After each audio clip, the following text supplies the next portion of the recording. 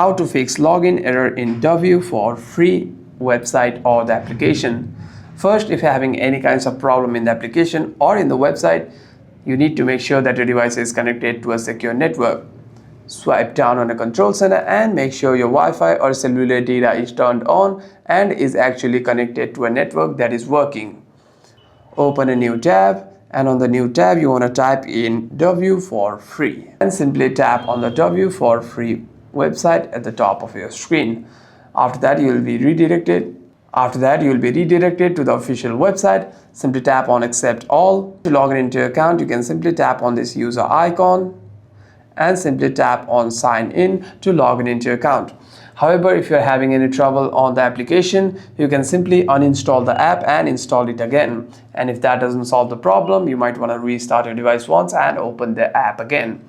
Hope this video was helpful, and if you have any further queries, make sure to leave a comment down below.